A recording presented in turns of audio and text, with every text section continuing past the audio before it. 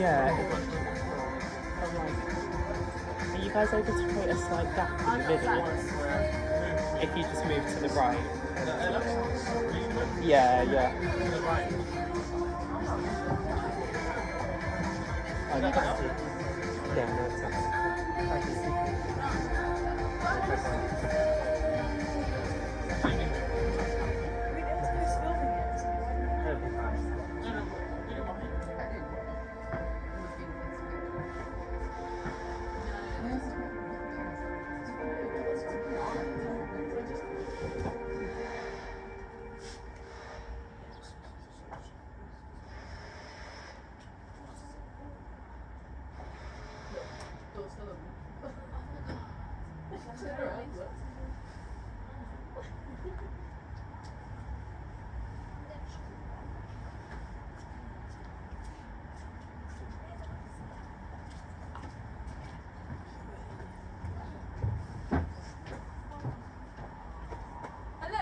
Audience, welcome back. Now is Bunny by Corinne Leigh-Hewitson. Just some trigger warnings for this performance.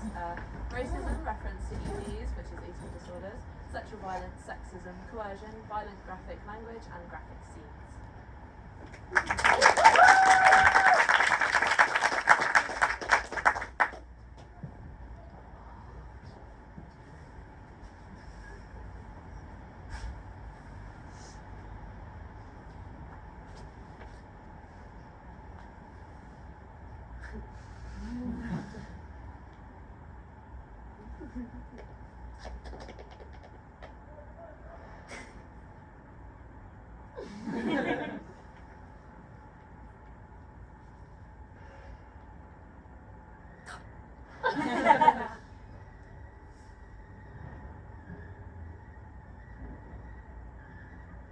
Okay, so it's hot, and I'm late leaving school because of orchestra practice, and Abe, my sort of boyfriend, sort of not, is sitting waiting on the wall by the school gate.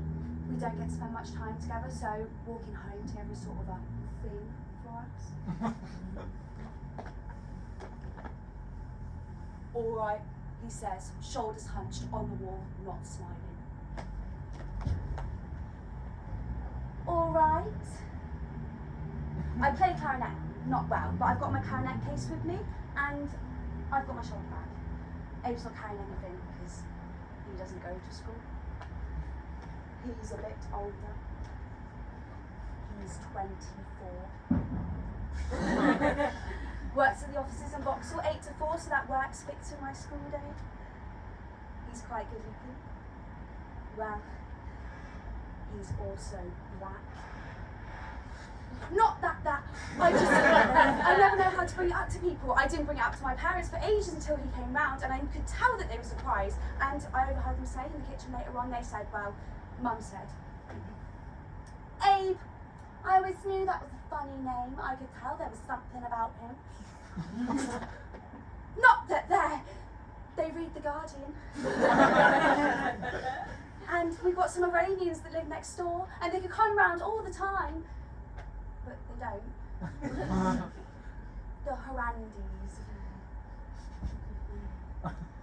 Anyway, so we're walking hand in hand, which is okay, except I've got my shoulder bag and my clarinet case on one hand, and I'm holding hands on the other.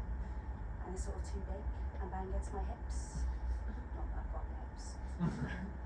Sometimes we have quite a lot to say to each other, but I think he's had a bad day at work. He doesn't like his job. He works in the office, but he prefers the people who work in the factory down below. Office people just aren't really his people. He told me once that my parents were like office people, but I was more factory. It was a compliment. Anyway, so we're walking and I'm jabbering for the both of us about the spots between my shoulder blades because I'm casting all about my A-levels, and I'm also talking about orchestra practice because I've just been at orchestra practice, and sometimes it's quite funny and I'm jabbering on, which is okay because Abe's pretty zoned out. Do you want an ice cream? Do you want an ice cream? He says, interrupting a particularly funny story about when someone shoved a tampon up Susie Brinstead's flute for jokes. Do you want an ice cream? I need to up my sugars or something. Do you want an ice cream? He means blood sugars. But he would never use a phrase that sounds as posh as blood sugars. No, I'm not doing sweets at the moment, I say, as the spots between my shoulder blades nod in agreement. You'll have a bite of mine, though. And I nod. And he dislocates from my hand and disappears into the shop. And I think, and then I follow him in. I've always liked shops. I like the feeling of everything being available for a price. I think if I owned my own shop, I'd spend ages just staring at all my stuff. I went through a phase about 4 years ago now, of shoplifting. But I never shoplifted anything I used. It's all cleaning equipment and stuff like that. I kept it, I didn't use it. So when my dad finally caught me, I had tins of Pledge and posh Brillo pads neatly stacked in my cupboard. And he made me go around to each place and give them their stuff back. I knew which was from where, which is Psycho, and he asked in each place if they wanted to press charges. None of them did. Anyway, I'm lingering as Abe, he reaches to the freezer for his ice creams. He's taking ages to make up his mind, yeah? And as I'm lingering, I'm all like, I can lick them jelly cloths and nobody would notice. And this kid Duncan that I know from school is stacking boxes in the corner, so I go over to him and I say,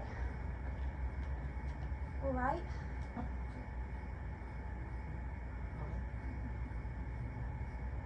And he doesn't say nothing back. And I'm thinking, is he one of those that I puked on at the school Christmas disco all those years ago? So I leave that. And then I leave the shop. Mainly to take my mind off the J-Class. Also to let Duncan know that I am not phased.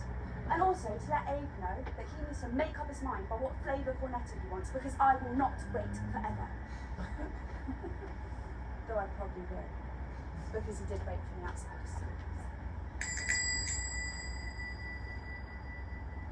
We've been together for 6 months. Well, 5.5. But having sex for 4. He was my first, which makes me later than most that I know, but I blew a few. I blew more than a few, actually. I blew so many that I almost got given the nickname of Balloon Girl. Someone tried to start it, didn't stick. For some reason, I'm the type of person that people have nicknames for. Nah. Loads of blowjobs, vaginal sex save for the best.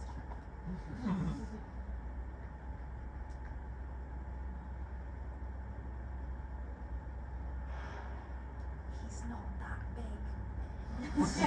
So that's a myth. Anyway, he comes out of the shop and we start walking again. We don't hold hands this time because he's got an ice cream. Though, why you need 2 hands to hold an ice cream and not 2 hands to hold a clarinet case and a shoulder bag? Well, you know. He stopped talking and I'm not jabbering as much, which is, well, bang! We've not walked more than 5 meters. Him licking and me not talking, which I wish was the story of my life, but it isn't. When a kid on a bike comes hurtling past and knocks the ice cream out of Abe's hands. And in the confusion of the moment, Abe kicks out in anger at the loss of his ice cream, and in the kick, kicks the kid's back wheels and sends him sprawling across the road. Goes from 0 to 60 without me even noticing. Ice cream on the floor, kick, kid on the floor, Abe standing, staring at his dead ice cream. It's the kid, still sprawled on the floor, that speaks first.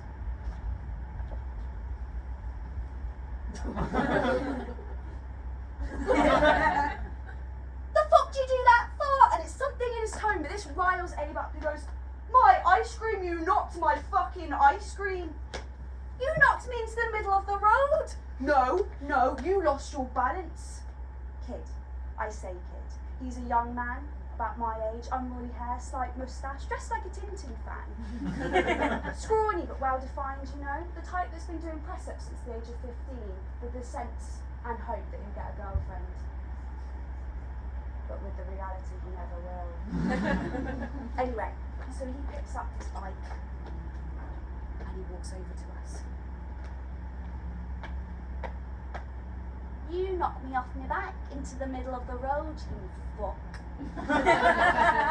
He's Northern Asian, as in Northern Asian, as in Northern Asian, not as in Northern Asian. Where is Northern Asia? Asia's Asia, right? No, as in from like Bradford or something? Again, the whole race thing, I never know how to bring it up, it's a conundrum, that one. You knocked my ice cream out of my hand. I was eating that, I was enjoying that. I can't eat that now, says Abe, fronting up, because if you want to work in the factory, not the office, you do not run away from a fight.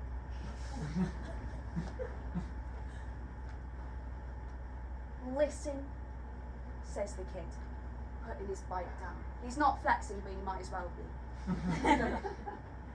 You just need to say sorry.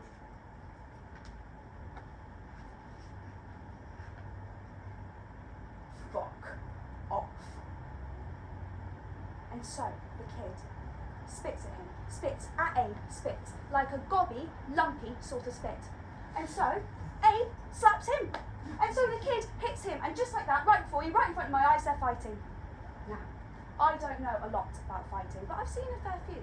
But from what I do know, is that unless it's done really, really well, and it rarely is, it looks really, really shit.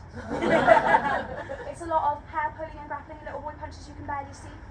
I don't think I've ever seen a good punch thrown. You know, the one that makes a man spit out a tooth or a gob of blood. They start up against the wall like two young lovers. And then one of them, I think it's Abe, pushes the other to the ground and they have a tumble down there. Which includes a particularly dirty bit where Abe grabs the kid's bollocks and twists. Now by this point, there's a lot of people standing and staring.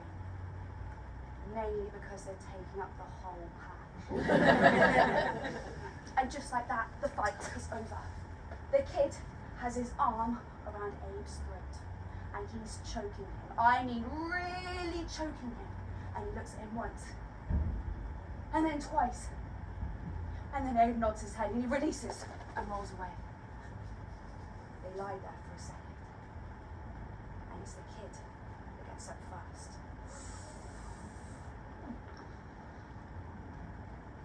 Goes over to his bike. Picks it up. Checks to see if his bollocks are still there. There's one. There's the other. Gets on his bike.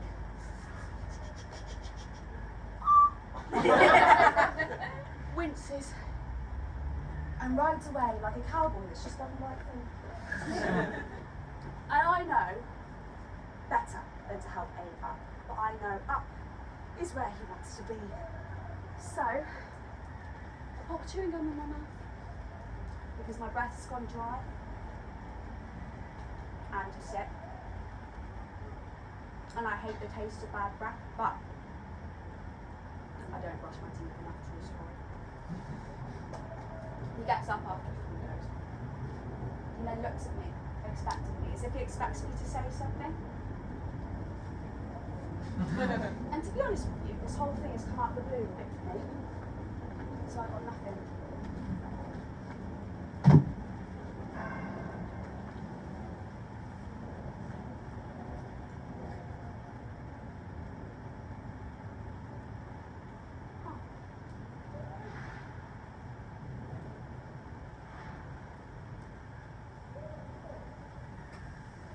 There's something about fat people eating, isn't there?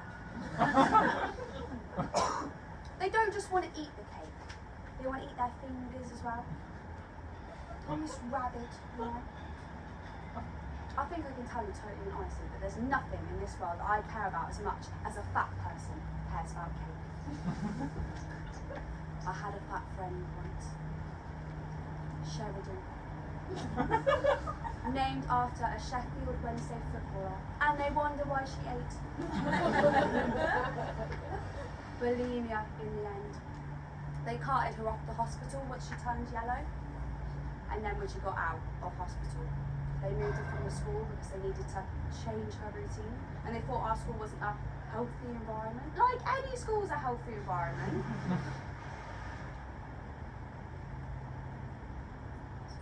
I did like watching her.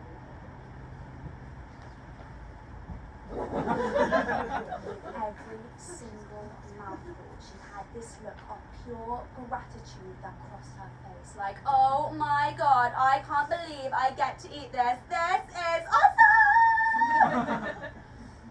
I say friend. She wasn't really. She's not like my other friends. It's difficult to explain without sounding thick, but we just don't fit like that. Not that I fit anywhere. I am the unfit fitter. Not in a bad way, just in a way. To give an example, every single one of the 25 I invited came to my 18th birthday party. Every single one of the 25, and all were important, came to my 18th birthday party.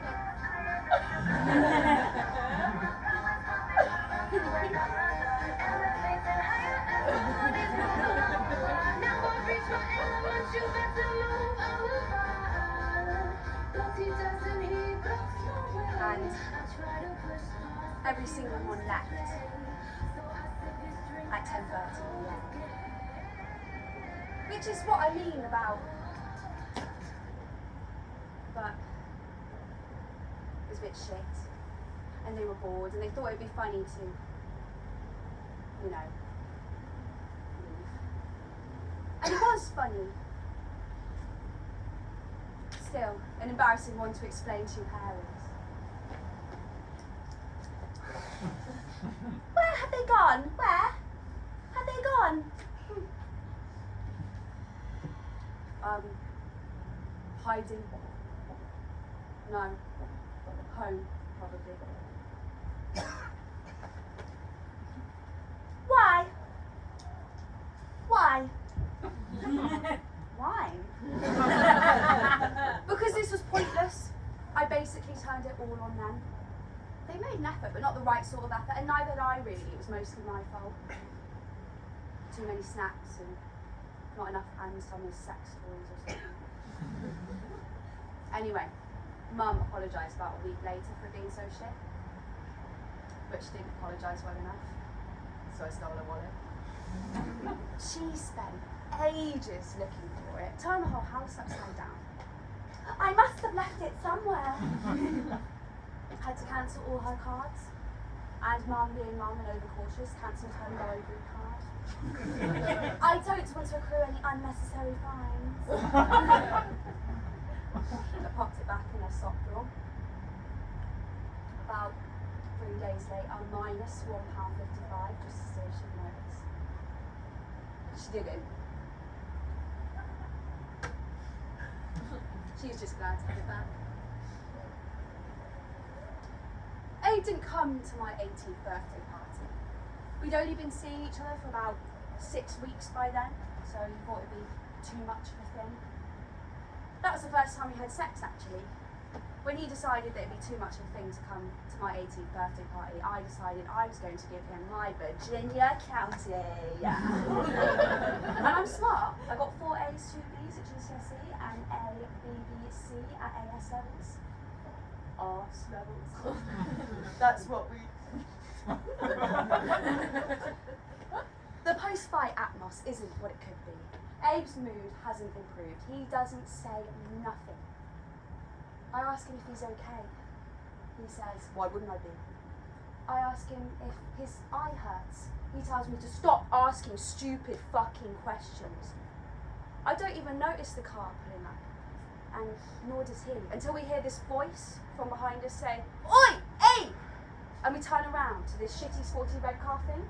It's the type of car that really wants Go Faster stripes on it. Inside there are 2, well, men. One, a big guy, the talker, Asian. And the other, smaller, white. Asif, says Abe, breaking into the first smile of the day. Hey man, he says as he walks round the back of the car and claps hands with the big guy, the talker. You okay there, fella? Says Asif. He's got tattoos on his forearm in another language. They might be his language, but probably not. I think if I had a tattoo, I'd have it in really small writing on my wrists and it would say, Will lick for money. Or it would say, I love Colin. And people would ask me, who's Colin? And I would say, exactly. Yeah, says Abe, giving him a, you think this is hurt, you should see me when I've been cage fighting, I'm not a pussy, I really promise you I'm not a pussy, look. And I've realised in this moment now that this Asif, he works at the factories in Vauxhall. Swing. We saw what that prick did to you, didn't we, Jake? Insists Asif. Yeah. Prick. Jake's got the look of someone that's inhaled too much paint stripper. Nah, says Abe, flushing, his breath quickening. This Asif, he matters. I got him as good as he got me. Did you fuck? Says Asif, lighting a cigarette nonchalantly and taking a squiz at my tits as he does. And to be honest with you, I'm flattered. They're not much to look at, so I'm flattered. Come on, get in. We'll get him. We'll sort him out. What? Asif looks at both of us. Beast won't bite. Get in the car. What? Come on, he'll get away. What? And then Abe looks at me, and gets in the car, and I'm like, what? And then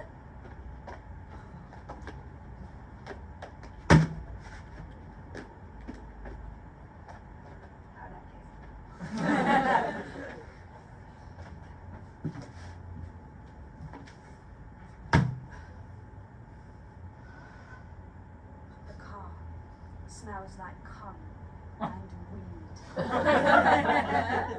Which is a good combination. And I'm in it with an Asian guy, a black guy, and a white guy, which is the start of a joke I won't tell. And I'm excited, I think. Abe is sat behind Jake. I've decided he's a stutterer because he looks like a stutterer and a bed wetter. And I'm sat behind Asif. Once he adjusts the rear view mirror so we can look at my tits some more. And we're off. We're set. We go. Excitement. Fear. Feariment. Asif guns the accelerator like he's... We drive fast. We've got to drive fast. We're chasing a kid down. Who's the lucky lady, Abraham? Says Asif, looking at me in the rear view mirror. He goes round a particular side corners up and looking. Katie. Her name's Katie, says Abe. And I nod in agreement and push my chest forward slightly, and Asif nods in appreciation and then ramps up to 5th gear on a 30-mile-per-hour stretch of road. We are not going 30 miles per hour. I think Asif might have learnt how to drive on the Dodgems. What's in the box? Says Asif at me. I look down. My clarinet case, I say, and he nods. I don't think he knows what a clarinet is. And then we're going this way and that, scouting the roads for a kid with a headwind and push brake. At first, he does not know that we're chasing him, but then we spot him, so Asif aims his car at him and accelerates, which isn't the most subtle catchy monkey tactics I've ever seen, but it lets the kid know what's going on. Now, Luton, if you're not aware of this, is a mess of roads and paths. paths. There are loads and loads of paths going different places in between the houses. We catch a glimpse of him there, and he helter-skelters down a path that a car can't follow and disappears. We catch a glimpse of him there, he sees us, U-turns, pedals like crazy, and disappears down another rabbit hole. But Asif is determined. Every time he escapes, Abe is like, "Oi, let me out, Asif, I can get him, I can chase him down." And every time Asif is like, "Nah, bro, no. He's on bike, you're on foot, you'll never catch him in time. Besides, I know these roads like I know the back of my ex-missus's ass." He tips me a look. "I know where this road comes out." And every time he does, and every time he cuts the kid off, and every time the kid escapes. Until we corner him in a cul-de-sac. Which I think would be a good name for a song, you know? Cornering you in a cul-de-sac. A love song. About anal sex. And the kid looks left and right, and he's got nowhere to escape to, like a bunny trapped in a fox's eye. And Asif gets out of the car, and Abe looks at him and follows. Then Jake looks at me, and I get out of the car, and he follows.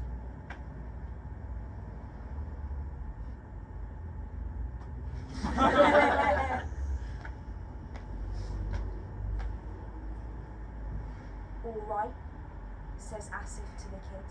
The kid says nothing back. "All right," says Asif again. We spread out across the bottom of the cul-de-sac. "He started it.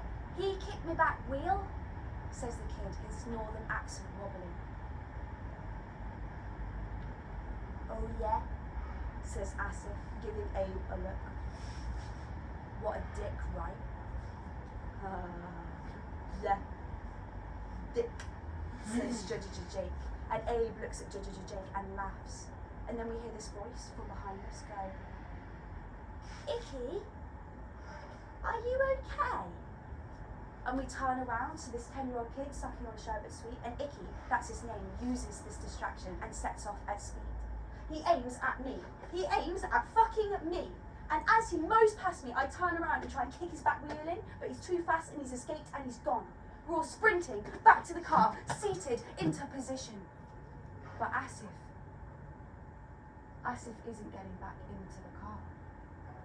Asif is standing over the 10-year-old.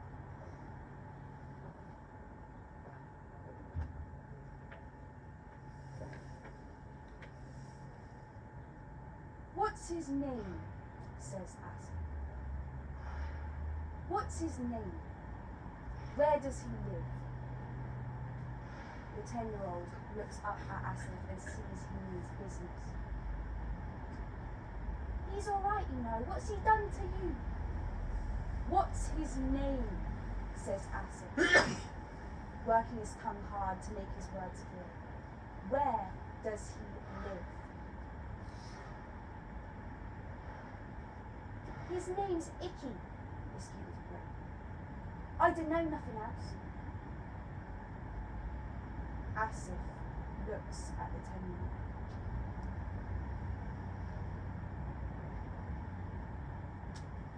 And then reaches into his trouser pockets and pulls out whatever's inside. He pulls out a handful of change, a house key, and a Bible. He probably touches the 10-year-old's dick too. The 10-year-old doesn't like this. "Oi, don't nick my stuff, give it back." Asif smiles. "You go into the library." He spies a name on the card. "Our shed." "You go into the library." Our shed's got tears brimming in his eyes now. And Jake laughs from inside the car. Abe doesn't even know to lie. "Please, give it back." Asif gets softly.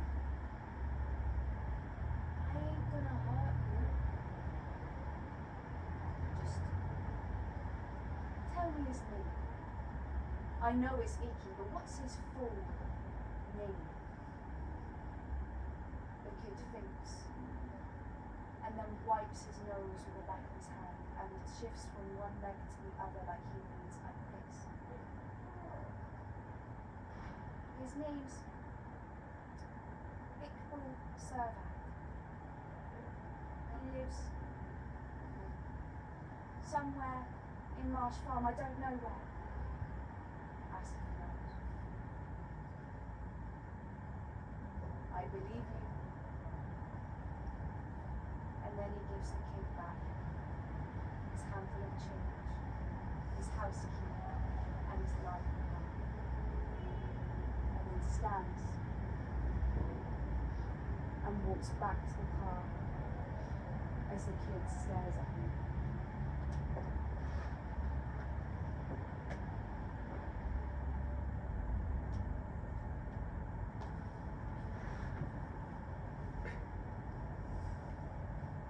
Now Asif is waxing lyrical as he drives, cruises, I like the word cruises, on his theory about Iqbal. You know, the thing I hate most yet, says Asif, and we're all listening, is the mouthy ones. They can say what they want to say. I ain't religious or anything. They can say what they want to say, but do they need to be so fucking loud about it? I think this and I think that. And the young ones, yeah, they've got this look on the face, yeah? I've never seen it before. Fucking suicide bombers, the lot of them, and I can say that and you can't, and this kid, icky, suicide bombers, says Jake, and Asif looks at him and laughs. Yeah, fucking suicide bombs. I bet he's a Kashmiri fuck too. Never trust a Kashmiri, that's what they say. Asif asks him, where are you from? Asif gives him a shrinking look. England, mate, he says without smiling. Where are you from, anyway? You monkey, you black devil, you. He laughs at this point. Yeah, says Abe, a laugh stuck in his throat, not responding to the question. I suppose it's all about how you interpret things, I say, trying to support A and instantly regretting it. Interpret was too big a word, too long a word. Oh yeah, says Asif, looking at me. Is that right? I don't think he knows what a clarinet is. Yeah, that's right. And I look at Abe, and he's looking nowhere in particular, not appreciating my contribution. Nah, Icky short for Iqbal will be a fuck. I don't think I know anyone that's called Iqbal that isn't a bit fucky, says Asif. And Asif's any better, I say, leaning forwards, and the side of my tit actually touches his left arm. He doesn't respond to the tit touch. He just goes, yeah, love, laughing again. Asif is a wicked name, and then he pulls over to the side of the road and gets out of the car. He doesn't invite any of us out with him, and then he walks into a butcher shop. He doesn't tell us what he's doing or where he's going. So we all just sit there and stare at each other. The three of us, the three sort of, well, the three of us just waiting for Asif, our leader. So I turn to Abe and I say, are you okay? And Jake turns around, taking the piece. Yeah, Abe, are you okay? And Abe shoots me a look as if him taking the piece is my fault, and I'm all like, fuck you in your face. And then Asif comes out of the butcher shop. Abe goes, what's that? As Asif gets back into the car and unfolds a piece of paper. This is his address, says Asif. This is Iqbal's address. How'd you get that? Says Jake. Small town. I know Asians that know Asians. You get me? And Jake laughs, and Asif looks proud, and I sit there still. And then Asif smiles and winks at me in the rearview mirror.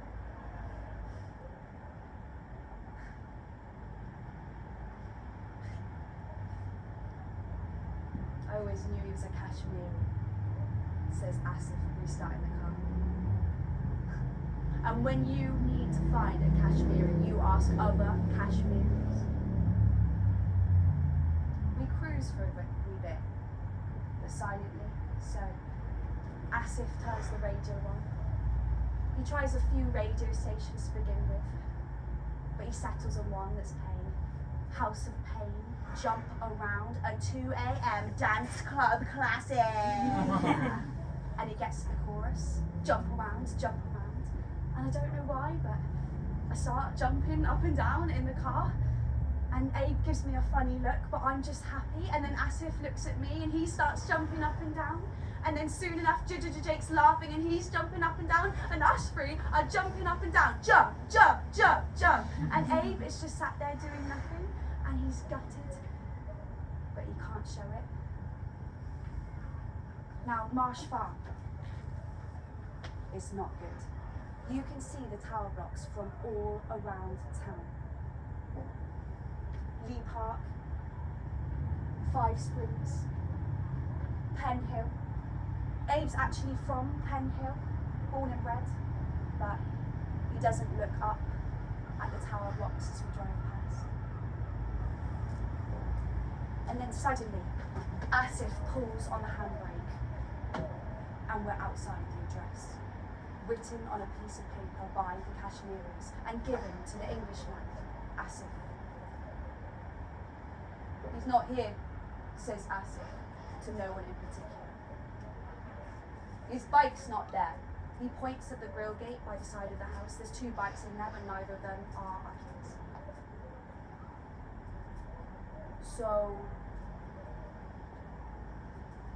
we just wait, asks Abe. And Asif looks at me again in the rearview mirror. But this time, I properly look back at him to let him know that I know he's looking at me. And then he turns. Oi, Abe, you wouldn't mind doing us a favour yet? I've got the hunger. You wouldn't mind going to the shack and getting us some ribs? And Abe looks at him, and then back at me. Can't Jake go?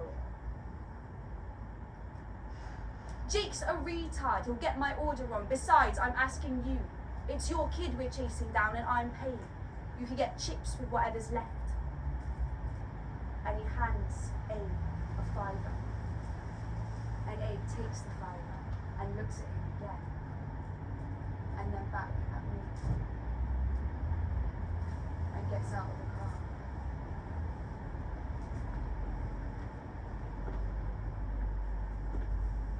And as he's walking away, he looks back at me again. And I watch him, walking through the shit estate that he's always lived, with a funny smile on my face.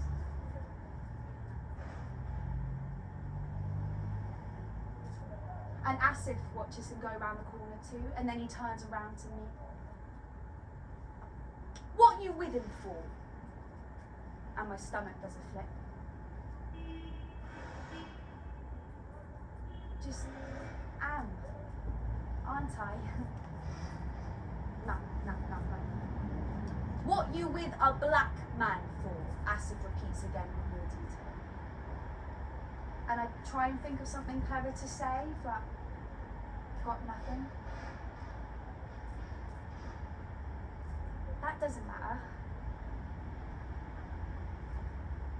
And then Asif turns to Jake.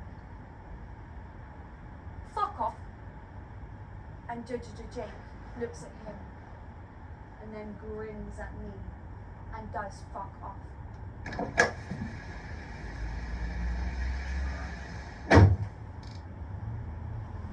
And then it's just the 2 of us in the car. Why don't you climb through to the front seat? Asks Asif. And I do climb through. but I'm not very good at outdoor pursuits, so I get stuck. So Asif leans his hand over the back of my chair and pushes me on the bum so I get through. We sit there for a moment, him looking at me not looking at him. I'm suddenly shy. I know what I'm doing.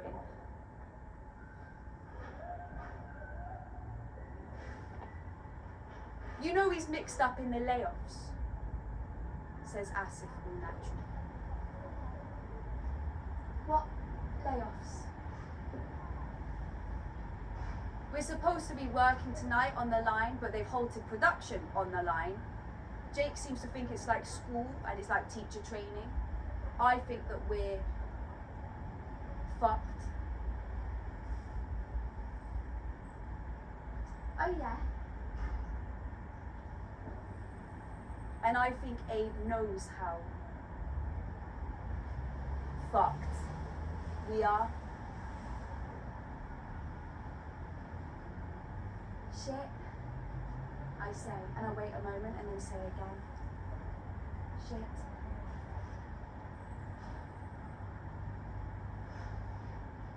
You know it's not as cool, like personally, yeah, like he's the office ball bag, you know. Yeah, he is, I say, smiling. What do you think about that then? Layoffs.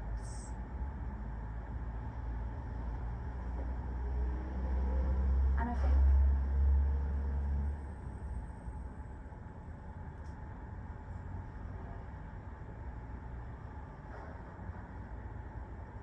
I don't know, I say, touching his arm.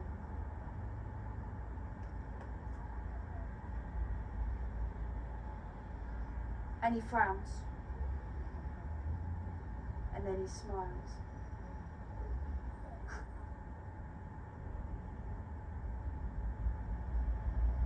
Take your knickers off. What? Your knickers. Take them off.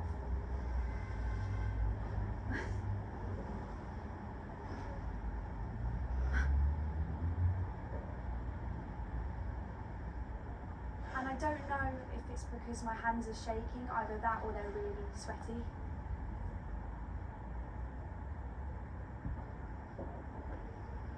I'm not gonna fuck you, you know.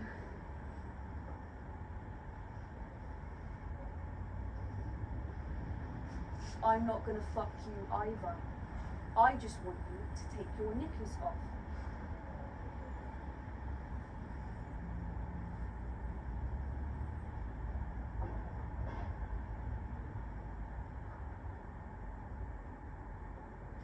Why? And then he smiles like a greasy kebab salesman.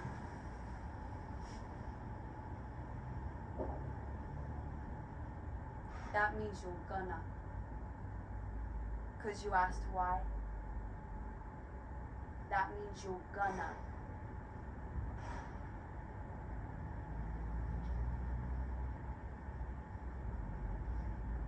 And I don't know if it's because it's hot or because it's hot.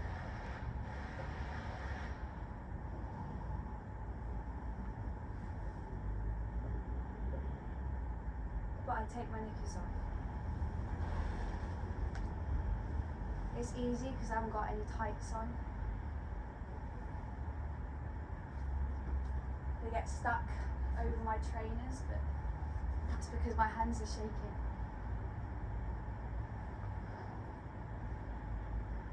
He's holding out his hand for them. So I give them to him. I pray to God they're not staying. And he takes them. And then he folds them up. And puts them in his pocket. He doesn't look at them and I want to laugh.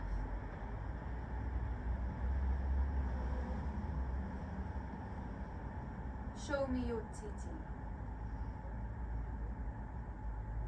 And I still know what I'm doing. So I undo my blouse, shirt, school shirt.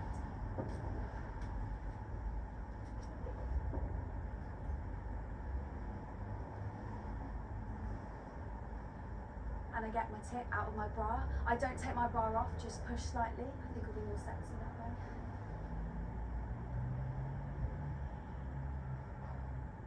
I'm not going to give you my bra. My shirt's see-through and that'd be basically pornographic if I did. Not that giving him my knickers was. He nods.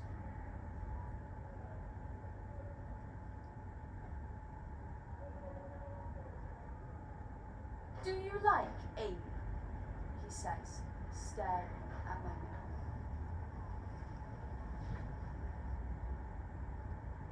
Yeah. Of course I do. He's my sort of boyfriend. I go to put my tit away, but he shakes his head. So I don't.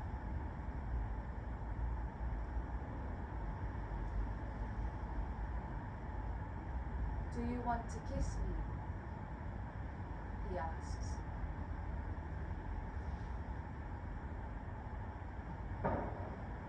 I could kiss you if you want. And then he looks at me. And I don't like it when people look at me. Sometimes I like it when people look at me. I don't know how I feel when people look at me. And then he looks me up and down.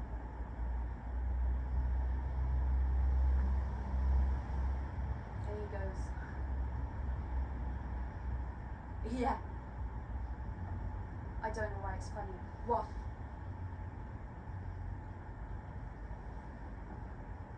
Yeah, I could, couldn't I? 'Cause I asked. Do you reckon Jake could too? If he asked, he says, not smiling, straight-faced body curve. What? And then Asif winds down the window.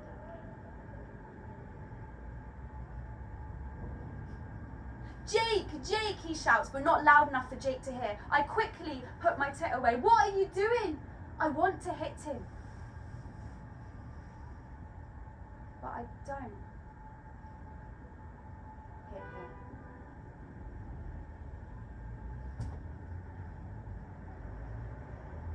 Then Asif looks at me as if he understands me entirely. You're too easy for me. And just like that, all the spit's gone from my mouth. He smiles, I don't, but I don't cry. All the spit's gone.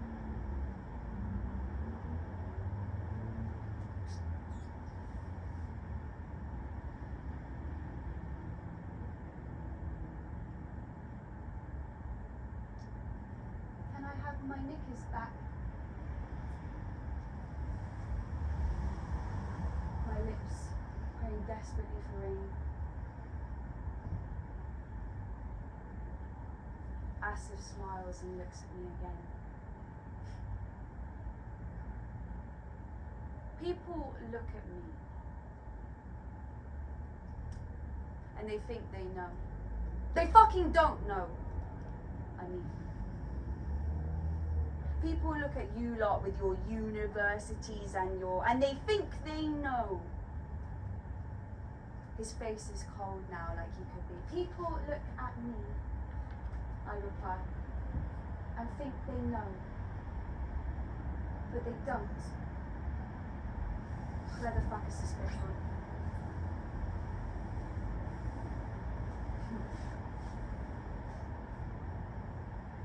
Yeah, they do, says Asif. No frown, no smile, no expression on his face. They do know. You're just a scared little girl.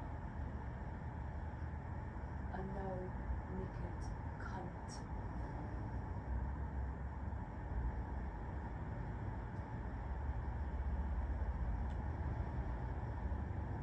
grinds down the window some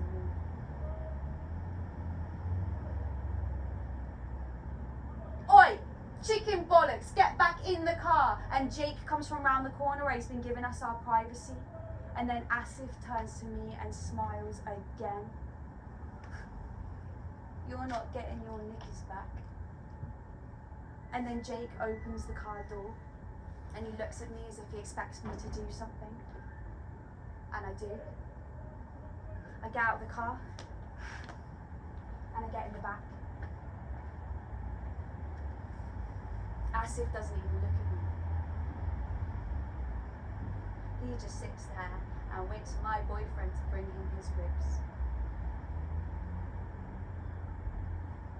We sit there about 10-20 minutes outside of the address of the kid that knocked the ice cream off Abe's cone. Abe comes back with the ribs. Asif eats the ribs. Abe looks at me, I look at Abe. It's Jake that suggests it first. We could just knock him up. What? Says Asif. We could just go up to his door, knock on it, one of his family might be in, and wait in there. And Asif gets out of the car without answering Jake and walks up to the front door. He rings the bell, one hard ring, and we all look at each other and follow, like shit members of a crap gang.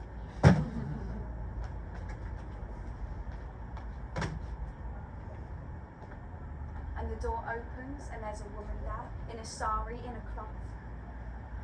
And she looks up at Asif and then back at us. And then up at Asif again. Asif says something to her and she says something back. To be honest, I think it's Urdu or something, but I never learned. And then she lets us into the living room. And we sit down in the living room.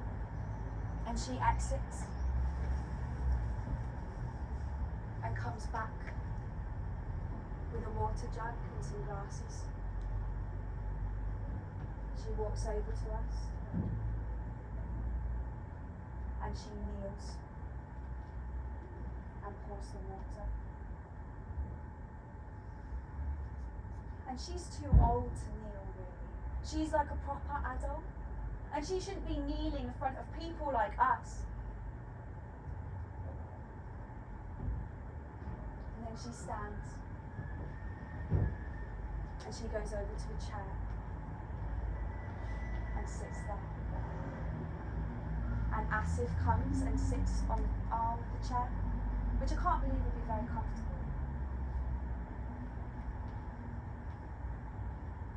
And then she looks at me, the only other woman in the room, and she smiles, a toothless, broken sort of smile.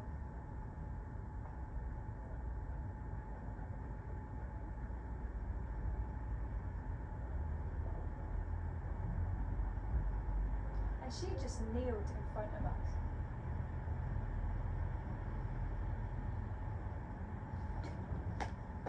Can you ask her where the toilet is? I say, standing up. Partly because I don't sit around in no knickers very often. And partly because I can't be in the room anymore. And partly because I really need a shit.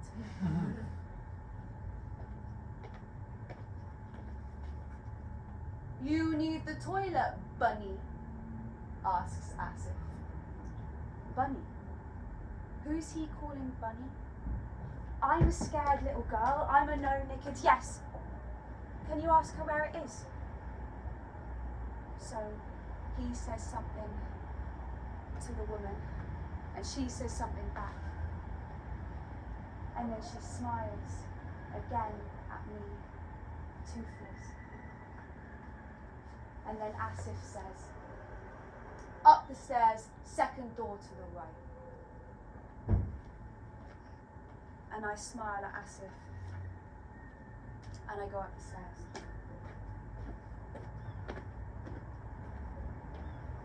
At the top of the stairs, there's a room right in front of me with a funny smell coming from it, and next to it is the bathroom. And then the door of the room swings open, so I peek inside.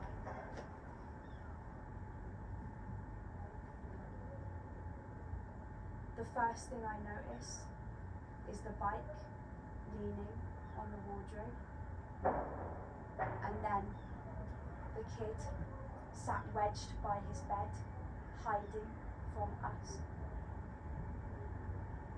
staring up at me, his wide eyes scared.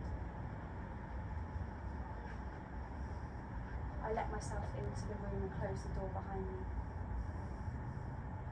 And we just stare at each other, neither of us really knowing what to say. So I say, "So you keep the bike up here then?"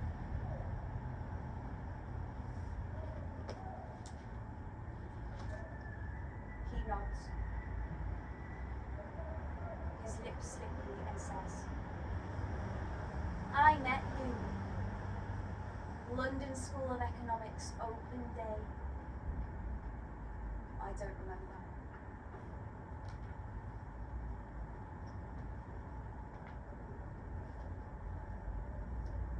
"Did you get in?" I say softly, really softly. "To LSE?"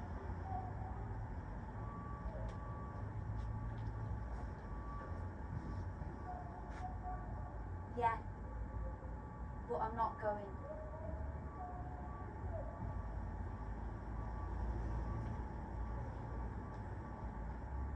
"Where are you going then?"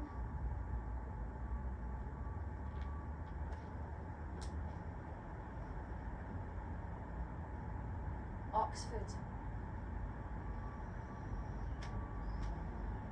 And I'm imagining two futures now. One, where I shout down the stairs, "Abe, Asif, he's up here, come up, quickly!" And they come racing up the stairs and they drag him down the stairs and the mum is screaming, "No, no!" And I'll call the police. And they hit him.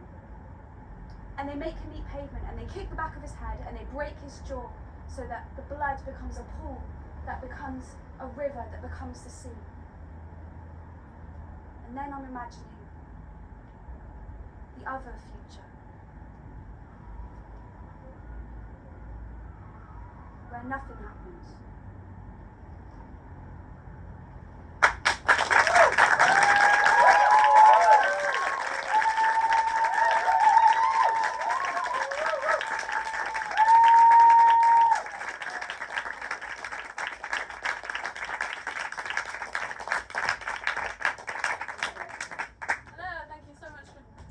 Showcase today. Sorry there isn't a third performance, there's unforeseen circumstances.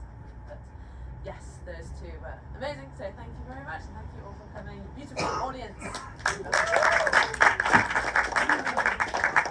And we're here until Sunday, every day 12:30 until around 3. 3 performances, 3 showcases, all fun and games. You'll love it.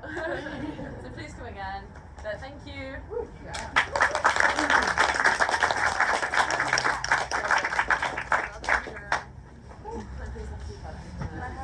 Yes.